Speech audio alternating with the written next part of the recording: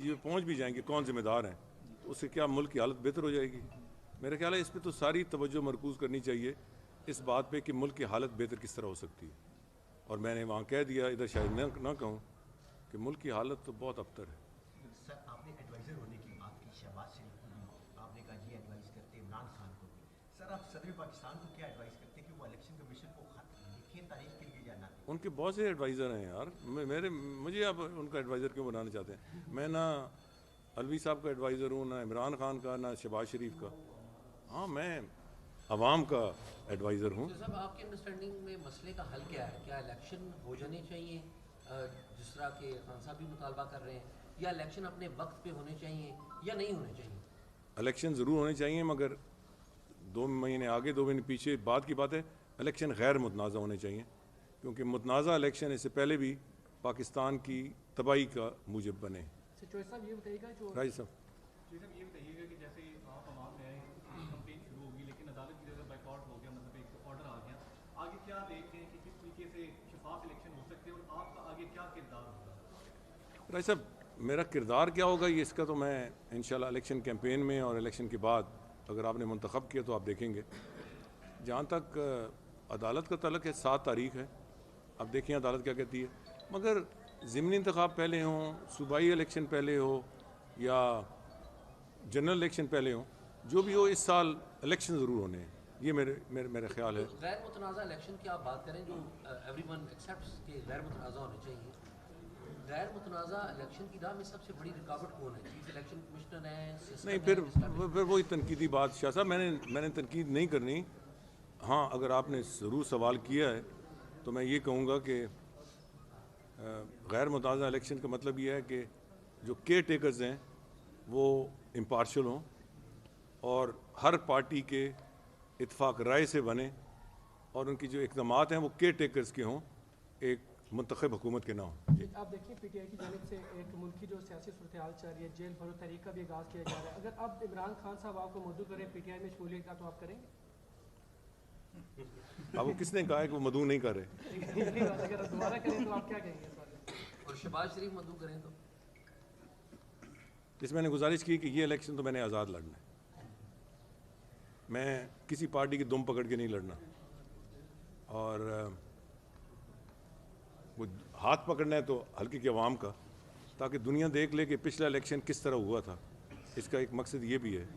تو انشاءاللہ آپ دیکھیں گے کہ الیکشن جیتنے کے بعد پھر کوئی نہ کوئی راستہ تو اختیار کرنا پڑے گا. جی سر آڈیو لیکس کا اب زمانہ چل رہا ہے سر, اور اس وقت سپریم کورٹ کے ججز کی بھی آڈیو لیک ہو رہی ہے سر, تو سر آپ عدلیہ کو کیا تعمیری مشورہ دیں گے؟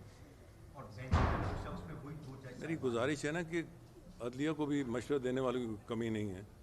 آپ ضروری ہر ایک سے مجھ سے مشورہ کر, میں نے تنقید نہیں کرنی. تنقید کے لیے اتنی گنجائش ہے جتنا میری سیاسی زندگی میں نہیں تھی ہر ایک پہ, مگر میں تنقید نہیں کروں گا کیونکہ اس طوفان بدتمیزی میں میں اپنا حصہ نہیں ڈالنا چاہتا. میں نے تعمیری بات کی کہ آپ کو اچھا پازیٹیو آئی. نہیں وہی بات جس طرح شاہ صاحب ادھر سے آتے ہیں, کبھی آپ ادھر سے آتے ہیں, کبھی ادھر سے آتے ہیں, میں نے اس کا سوال کا جواب نہیں دینا. جی سر آپ کے میں پاکستان کے اندر کون سی ایسی جماعت ہے جو مستقبل کے اندر پاکستان کو یعنی کہ لیڈ کر سکتی ہے, پاکستان کی جو تباہی کے دانے پہ کھڑا ہے, اس کو نکال سکتی ہے مشکل حالات میں؟ یہ بڑا اچھا سوال ہے. جس دن مجھے میرے ذہن اور ضمیر کو یہ بات اچھی لگی میں اس میں شامل ہو جاؤں گا. سر آپ شامل ہو جائیں, لیکن جماعت کون سی آپ اس کو دیکھ؟ میں نے گزارش کر رہا ہوں نا کہ جب مجھے سمجھ آ گئی کہ یہ اس پارٹی میں کوئی بہتری کی توقع ہے تو میں اس میں شامل ہو جاؤں گا. صاحب میں آخری سوال کر رہا ہوں. ضرور. صاحب 2 چھوٹی باتیں بتا دیں. ایک یہ بتائیں کہ 2018 کے انتخابات آپ کو جنرل فیض نے ہرائے تھے کیونکہ ان کا نام بڑا آج کل چل رہا ہے, یا آپ خود ہی آ گئے تھے؟ دوسری یہ بتائیں جو صاحب کہ خود ہی آنے کا کیا مطلب ہوا یار؟ مطلب ووٹ نہیں میں آج نام بتا دیں کیونکہ وقت گزر گیا ہے, آپ احتیاط نہیں, میں آپ کی مرضی سے تو جواب نہیں دوں گا نا. آپ اپنی مرضی سے. آپ تو شاہ صاحب, میں آپ کو دوستوں میں سمجھتا تھا, آپ تو میرے حلقے میں جا کے الیکشن والے دن آپ نے ایک پٹواری کا ذکر کر دیا جس کو نام و نشان کوئی نہیں تھا. تو مطلب بی فیئر نا یار, بی فیئر. نہ میری حکومت تھی, نہ لینا تھا, نہ دینا تھا. وہ پٹواری کا یہ ہو گیا, وہ خدا کا خوف کرے گا. وہ 18 کے ایک تو الیکشن کا بتا دیں, آج بتا دیں اگر دیٹ وڈ بی. نہیں, میں نے یہ بار کہا ہے اپنے حلقے کے لوگوں سے کہ الیکشن کے بعد اگر مناسب سمجھا تو میں کہوں گا یہ روز و روشن کی طرح عیاں ہیں اور بہت ساری چیزیں ریکارڈ پہ ہیں.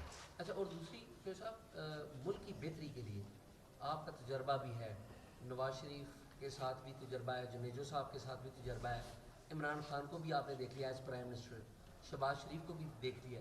سب سے بہتر پرائم منسٹر لگا کون سا؟ آپ نہیں جس طرح کی آپ جرنلزم کرتے ہیں، آپ اگر وزیر اعظم بن جائیں، بلکہ انہوں نے پوچھا کہ کس کو جوائن کرنا، میں آپ کو جوائن کر لوں گا، مگر پھر آپ کو سیدھا رکھوں گا، یہ ہیریاں پھیریاں نہیں کرنے دوں گا. سر موجودہ صورتحال میں عوام کی بہتری کے لیے کیا ہونا چاہیے؟ کیونکہ اس ٹائم ساری سیاسی جماعتیں اپنی چیک لسٹ پہ لگی ہوئی ہیں، سارے اپنے الیکشن کے چکروں میں، لیکن ایک عام آدمی کی جو زندگی ہے وہ اس وقت بڑی مشکل ہو چکی ہے. آپ سب کو کیا مشورہ دیں گے کہ ایک عام مزدور کی زندگی بہتر ہو، وہ جینے کے اس ٹائم قابل رہے؟ سے پہلے سچ بولیں، اور جیسے میں نے ایک انٹرویو میں کہا تھا کہ سچ بولنے کے ساتھ ساتھ جو ایک وزیر اعظم کی اس وقت ضرورت ہے وہ وار ٹائم، جس طرح ایک جنگ کی صورتحال کے بعد ایک وزیر اعظم برسرکدار آتا ہے، اور میں نے مثال دی تھی ونسٹن چرچل کی. اس نے دوسری جنگ عظیم کے بعد برطانیہ میں یہ کہا کہ پہلی تقریر میں، اور وہ ریکارڈ پہ ہے تقریر، I have nothing to offer you except blood, sweat and tears. تو آج آپ دیکھ لیں ہر پارٹی کہہ رہی ہے ہم یہ اقتدار میں آ گئے تو یہ دودھ اور شہد کی ندیاں بہا دیں گے، ہم یہ میگا پروجیکٹ لے آئیں گے، اور بھائی اس کی گنجائش کدھر ہے؟ سو نمبر ایک سچ بولیں، نمبر دو اس میں ایک قوت ہونی چاہیے وزیر اعظم میں کہ وہ سخت فیصلے کرنے میں قوم کو ساتھ چلا سکے. سر اگر انتخابات بر وقت نہ ہوئے تو ملک کو خدا نخواستہ کیا نقصان ہو سکتا ہے؟ جی کسی ملک میں بھی بر وقت انتخاب نہ ہو تو جو نقصان ہوتا ہے وہ بھی ہمارا نقصان ہوگا، اور جو اس وقت مشکلات ہیں اس میں اور اضافہ ہوگا. لیکن نا منتخب حکومت کو پھر بھی لوگ برداشت کر لیتے ہیں، ایک غیر منتخب حکومت کا وہ کسی اس کی شکل ہو، اس کے دور میں مشکلات آئیں تو کون اس کا ساتھ دے گا؟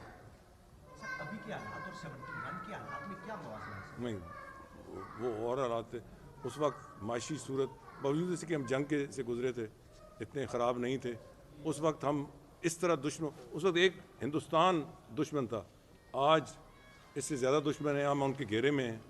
اور جو میں نے آج سے 7 سال پہلے کہا تھا، 2 دفعہ میں نے پریس کانفرنس کی، وہی بات ہے نا کہ جنگل میں مور ناچا کس نے دیکھا، وہ میڈیا پہ یاد ہو جاتا ہے مگر نوٹس کس نے لیا؟